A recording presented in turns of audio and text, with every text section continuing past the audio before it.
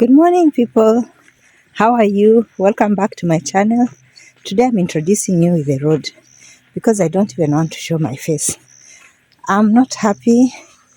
I'm having a situation with somebody that I'm close to, somebody that I like very much, and it's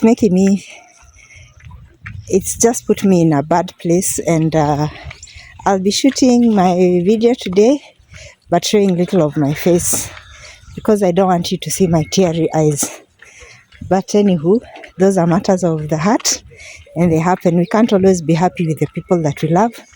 Sometimes disagreements happen and breakups happen, and sometimes there's just communication problems. But whatever the case is, it makes our hearts unhappy. And so that's the situation I am in today. But as promised, I'll be still providing I'll still be doing a vlog and I'll be showing you how my day is. Today it's early in the morning. I bargained with the mother of my little king to let him just stay on a little longer because they live in a place that is very cold, and where I am here, it's quite warm and allows for a lot of external activity and a lot of ability for the child to be able to have fun and be comfortable. So thankfully, we are together again for a longer period, and I'm so excited about that. It's actually one of the little things which is making me feel light in spite of the sadness brought on by the other issue with somebody whom I love very much. Yeah. I think a lot of you can relate. Sometimes it's the people that are closest to you that sometimes cause you the most pain. And that is only because you care for them the most. They matter the most. It matters the most what they think of you, how they behave around you, how they treat you, and how you interact with one another. And sometimes, of course, because we are human, it's not in the course of us making ourselves happy, we make other people unhappy, either willingly or unwillingly. But you know what the mantra says? That you have to be happy in order to make others happy. So sometimes your happiness might be causing somebody else misery, but that is all allowed because that is the situation of life. And the only thing is to sit back sometimes, reflect upon what might be causing you to feel angry, to feel hurtful, to feel neglected, to feel not prioritized, because the other person might not be intending it in that bad way, but you might be perceiving it like that because all of us have at some time, at a point in our lives, we have a greater need for the people that we love, whether it's our children, whether it's our relatives, whether it's members of the family, whether it's our friends. And some of those times when we need them when we have a greater magnitude of need for them, they might also be going through something and might not be as available to us. And so in the course of that, then disagreement, disgruntlement, feelings of neglect may crop up. But you see, these are very, they are very philosophical assumptions, although they are true. And psychologically, those are factors that now when you go for therapy, you are told, no, maybe you might have been thinking this, but the situation was that. But do our hearts know that? Do our hearts consider that? Our hearts don't. Our hearts just mind one thing. I'm not getting the attention I want. I do not feel that I'm getting the love that I deserve. I'm not feeling that I'm getting the time that I need from this person. I'm not feeling that this person is available for me as much as I think they should be. And immediately we jump into conclusions because of the level of need we have for them. And so that is what we now call a disagreement or disgruntlement. Yeah, so I'm going through that. And it's a situationship situation, so we'll talk to you later. So I'm done with my shopping, and now I'm on my way back. And this is my usual road. You remember it, I guess. That is going to our stage where I get the bus. That's the main Nairobi Kangundo Road. It's a highway. And then this is the route I normally take by passing the bridge that is here. The little bridge over the river, which I told you floods so heavily during very heavy rains. Like you can imagine that this little river, when it rises, it covers the whole of this road, right up to where the embankment of the main road is. And coming this way, the heaviest last, that's a river, that's a little river. Yeah, right now I think it's blocked. I think people have deliberately blocked it, or just debris has blocked it. Just a bit up the way, that's why it's stagnant here. So the last heavy rains we had, it rose so that all this area where I am walking was covered in water. At least not ankle deep, almost knee high. Yeah, no. Near the main road, it was waist high, and in deeper sections, it was up to the chest of a man standing up. This is based on testimonies of people who had to cross in order to get home. Places like this, it was already knee high because it went very far up. So down this road, as you go straight along this road, almost all the fences in this section were downed. Can you say were downed? Yes, fell down from the impact of seepage of water into the ground. And so because of that, people got wise. People learned about the strength. What can I say? They learned about the power of water that has stood for at least 8 hours, because I think it took several days. Of course, once it floods enough to flow, and it is a flood, it is at flood level. That means that in the ground, it has seeped in the ground until the ground is saturated with water. And so the drying of that took months. And that meant that the stability of the soil was shaken. So I'll give you an example. You can see that fence.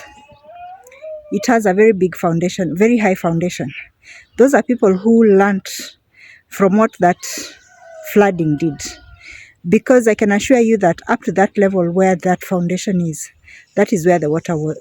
Okay, it was maybe a foot lower, but you can imagine how far this is. And the gradient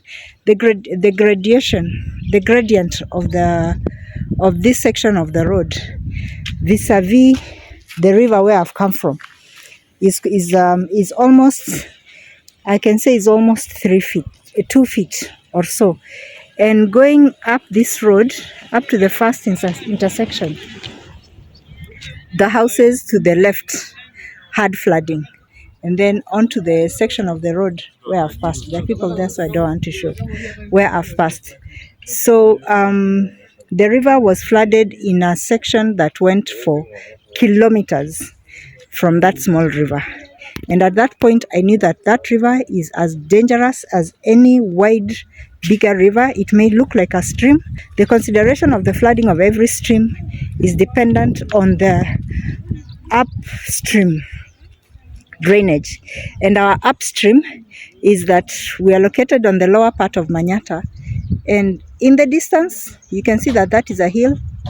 Yes, we are surrounded by hill to that direction. The whole of this direction, I can say up to that direction. All the water from there and straight, all the drain off from the Jomo Kenyatta International Airport. The streams that are opened from the takeoff airstrip flow into various channels that end up coming to this river. And so when it floods, people might not understand where all that water is coming from, but it's a combination of waters from the airstrip onto Utawala and then down through Manyata and into. I had to stop to say hello to a friend. Yes, and so from that flooding, those who learned, like the masons here, those who are good, will be constantly advising people who are starting constructions that their foundations should be very high, should be higher than normal, at least an extra foot or more higher than normal. That means actually that an extra level of foundation stone than the required. So if your mason has if people have told you that coming up from the hardcore level, you should go 4 levels, in your wisdom, if you're watching this and you're planning to construct, or you know somebody planning to construct, ask them to go 5 levels. If possible, 6, depending on how far they are from the flood path, depending on what level their plot of land is seated on, in comparison to the closeness of the river and to closeness of the low-lying places where the flood waters pass, because that is something that we have not mapped here. When we talk of this country having contingency plans for natural disasters, I really wonder, because I live in Ruai and there's no place too small to plan for. But I've never had a leader come here and ask us to map the flood, the drainage route of water under normal circumstances, just during normal rains, because there's a gradient level of the land in every place in the world, and that gradient is what the water follows, because water flows naturally. And I have automatically come to learn the gradient of the land around me because of how I see the water moving during heavy rains. And it pesters me to no end that even when we are planning as management of our local areas, because of various reasons I cannot put a finger to, usually my advice is ignored concerning how we should make the drainage, where the roads should be cleared. It's just creating waterways where they should be within the estate as a long-term plan, because then that would guide where the water goes to prevent it going to a bigger area away from a section of the estate. This is the first intersection.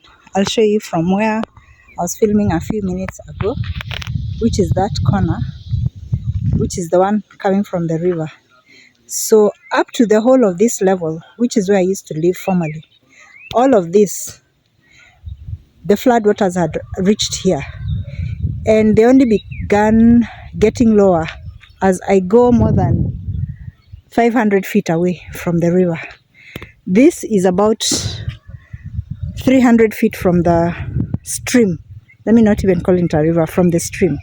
And this was totally flooded, and the flood waters were going that way because there's a general area around a place called stage 26, Barikiwa, where the water now goes to settle, which means that was formerly a swamp before developments started being made in this area.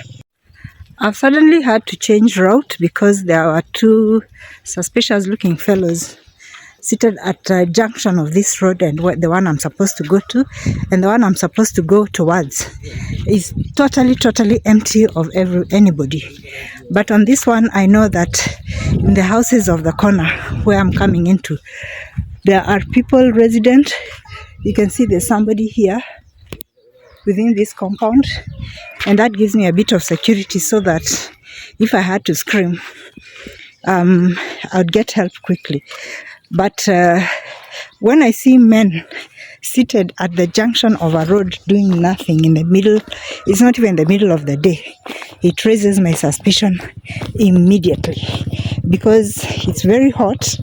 You're not chatting, you're just looking at people, and they are getting up. Immediately made me think, oops, let me not follow the longer road, let me follow the more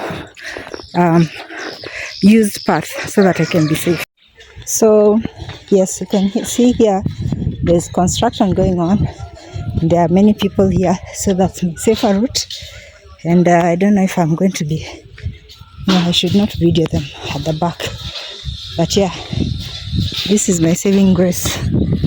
There's a construction delivery of materials happening in that house, so there are men there, and there's a shop open there. So let me talk to you about something. I think I'm very differently minded from many people. People like saying you should not talk about other people, you should not spread rumors, because it's often spreading rumors is saying wrong things about people, is being malicious, is being vindictive and everything. But rumors are just, I can say maybe a vile representation of sharing truths about people. I'm saying that because it just came to my mind that some years back when I lived here, I lived down this road. This is a second intersection of the spot where I've turned off to avoid those characters. When I lived this side, nearer the Makongeni stage, for those of you who are resident here, there was a person about whom I had a rumor. Of course, I don't need to say what it was about. And at that point, of course, I didn't know many people. I was also new. And you always know that when people are giving you rumors about others, they're also gathering information about you, and they'll probably go out and give another rumor about you. But that doesn't worry me very much, especially because I'm a very open book, and so I hide very little from my life. If you know it, fine. If you want to talk about it, fine. I'll never consider it gossip. That's your prerogative. You can talk about what you want, about whom you want, why, when, where. So, back to my story. I had this rumor, and you know, a rumor, of course, you share it to these people tell it to you, then you share it to those people in the guise of, I'm keeping it secret. Nothing is ever secret as long as it's shared with the second person. That's my opinion. Secrets are only between you and God. And yeah, okay, maybe there are people who are very trustworthy with keeping a secret. I don't know, because I've not had many chances in life to have only one other person keep my secret, except the person maybe if it's something that we did and we did it only two of us. But again, that's rumors for you. And so when rumors are about people, and it's a rumor you've had once, it's a rumor you've had twice, you can trust me that there is some truth in it. And the word rumor just makes shared bad truths about people sound like it's an immoral thing to do. But really it's just talk between people and conversation about the reality of things as they are. Because if you want to dispel a rumor, it's very simple. You look for the person or search into the activity and find out if it happened, or ask the person if or not they confirm or dissent to what you've heard has been said about them. But generally speaking, many rumors have actually got a hint of a lot of truth in them. And so we shouldn't shun rumors so much. That is why barbershops and salons are rumor spots. I mean, that's why tabloids make money from rumors. That is why there are gossip clubs. That's why there are groups, and then you find small groups within groups, because those small groups between groups want to spread rumors about other sections of the bigger group. So that's just my take on rumors. Now another, may the owners please pardon me, because you are my neighbors. Kindly forgive me, but I just need to show examples of how it happens when in a residential area people are all new and they are first time homeowners. So you see this septic tank here. When the owners first came, they had extended their compound to reach here because they didn't have proper demarcation. Do you remember me telling you about getting surveyors to properly demarcate your land? They did not. And so the septic tank was built outside of their compound extension, their compound limit, the wall of their compound. And years later, after they had developed, thankfully this wall had not been put up. They are friends of mine, so I know. They had the semi-permanent fence, which is still the one still standing at the back, but the front they've put this permanent.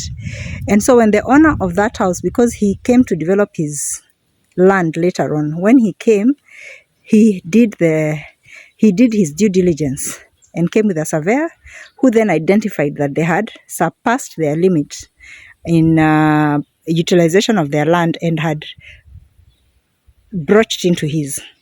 And so they were given the right limitation of their land by virtue of the fact that the person at the back who has a driveway has a 20 by 100 foot long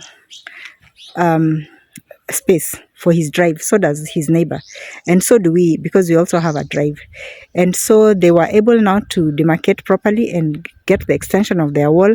But you can imagine the loss of having now to excavate this septic tank.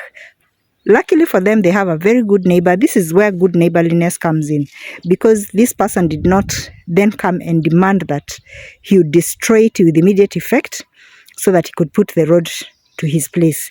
And I think if they were to have an agreement, this is my opinion, of course, is that the driveway to have a sort of a ramp, a wide ramp, so that vehicles can just pass over it and into the correct person's land. But again, it might contravene certain comforts, so it will be okay if they still destroy it and then put up another one inside, and then everybody has control over what they do in their share of plot.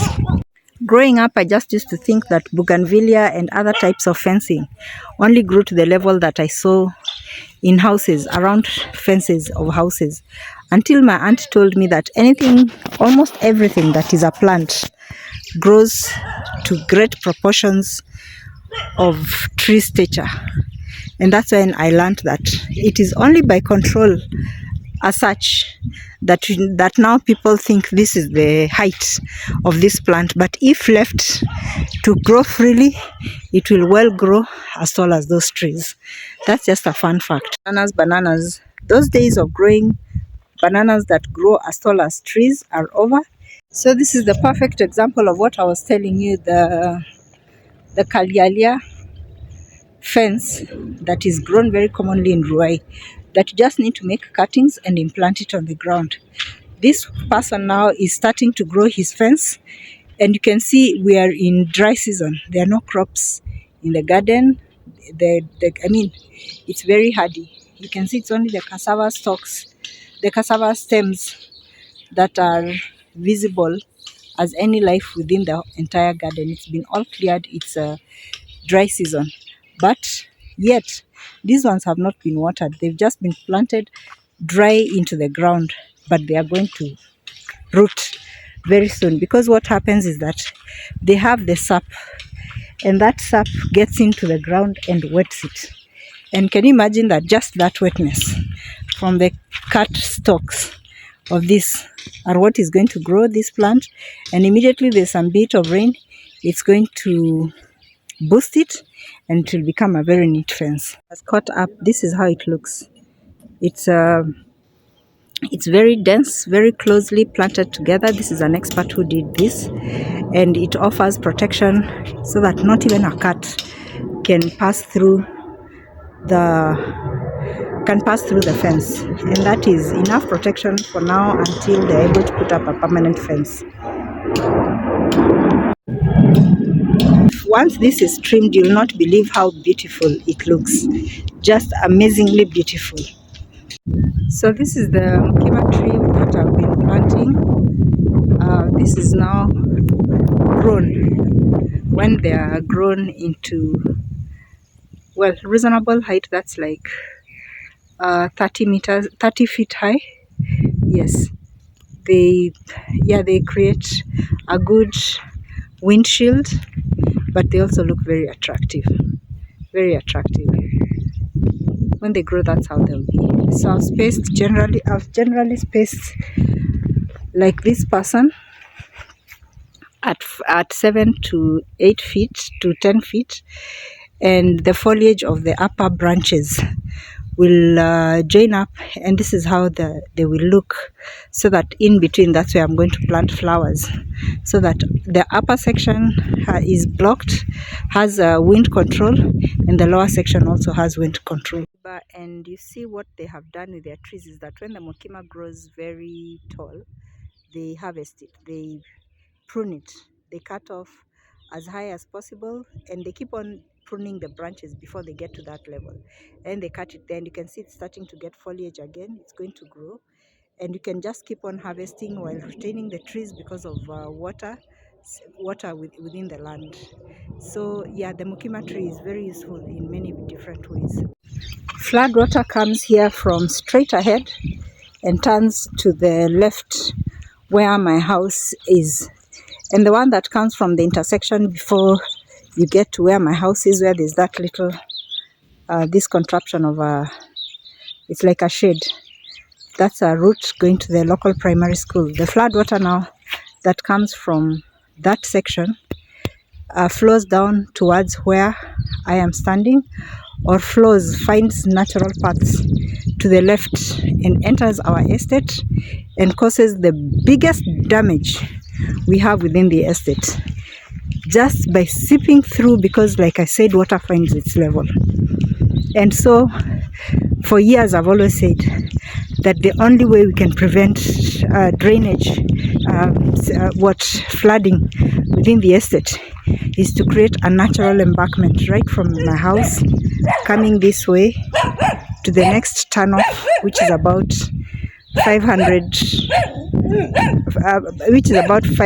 feet, yeah, ahead the road. So this is the road that goes to down, should I say down or up, to our local primary school, where you can see, I don't know if you can see it, a red and blue fence.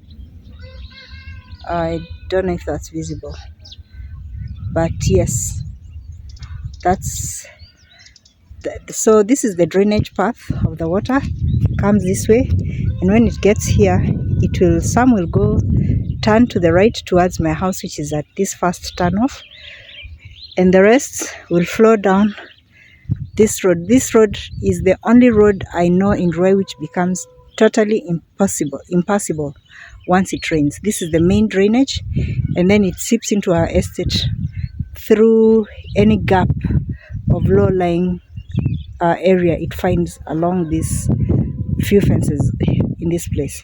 That's my fence where this tall tree is. That's the boundary between myself and my neighbor. We both have 100-foot long entryway drives.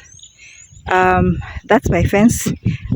We tried the best we could to interlace it to make sure that it was tight, but the fencing was very tightly done. But as you can see, we do not have the capability of the houses, the previous houses I've shown you. So our fence has a lot of gaps where dogs can pass through. Over the years, I've tried to make it impenetrable, at least for goats and cows. Before it was passable by goats. Every year I keep on adding a bit, but I need to get an expert or to get something thorny, a thorny type of plant to plant in between, because that's like a bougainvillea. Then that way it can be totally preventable, even for dogs to come through because of the thorns. But as I keep on saying, everything is about money, and when finances are possible, I'll be able to do that. I compound from the outside, yeah, so this is what strangers can see if they're passing on the road, and this is what I don't want. I want it to be totally closed off. That is how we get water delivered with the donkey carts, and then up to 20 cans of 20-liter water barrels per delivery. So this is the second intersection that I was talking about. That one is the one that goes off into the school, and then the water drains out. And here you can see the gradient of the ground lowers. At this corner, it lowers completely from lorries bypassing here. So the water drains, now comes and meets up here with the water that's coming from straight up ahead, and goes down this way, because this is the natural path for the water, and it has eaten into the road very much. And then now it collects and goes, you can even see the gradient of the road goes lowering, and so it now follows this direction towards the place where I told you must have been the natural swamp and drainage area of this place called Baraka near stage 26. Hi people, testing my gimbal for the first time and liking what I see. Hello guys, it's early evening, and so I decided that it will be very unfair of me to shoot a video for a whole day without showing my face, despite what it is that I'm feeling. I arrived home a few hours back and showered, bathed, and had my lunch, and now I'm better. Life is life, and some things happen, some things don't, and unhappiness shouldn't make you stop pursuing your goals. Yes, that's just it's a way with nature that sometimes you will be happy, sometimes you will not. I told you that I got the gimbal, so today is the first time that I'm using it. Earlier on, when I went out for shopping, food shopping and some other stuff, I didn't carry it because, of course, as you know, the gimbal is not a small item, and being in the market, I think I'm going to get a bit of getting used to before I can now start using it in public. But for right now, I thought, no, this is just the local. I'm going to the local market, and I don't want to use it there. You can see that it gives a very wider scope of everything. I'm so glad that the cassava is picking up. Like I've said, I can't understand what has triggered the sudden sprouting, because every single cassava has sprouted new leaves. I don't understand it. Whatever it is, to God be the glory. I'm very, very happy. So yes, I'm that kind of person. I don't pretend about my feelings. I'll never pretend to be happy when I'm not happy, and I'll not pretend to be unhappy when I'm happy. So today is not the best. I'm not in the best of moods, and so I'm going to close today's vlog here. Thank you very much for working with me. Please subscribe. Remember to like and subscribe. The noise you hear is children coming back from school. So thank you for watching. Please like, please subscribe, leave a comment down below, share with others, give your opinion about how the show is going on, how the vlogging is, what you think I should do different. I'll appreciate very much. And if you know me from somewhere, like I keep on saying, say hello, tell us where, and then let's reconnect. I'm very, very grateful for you, all of you, my subscribers, and all of you who are my viewers and who constantly stop in to give us support in any way, whether just by viewing and also by subscribing. Be blessed. Bye.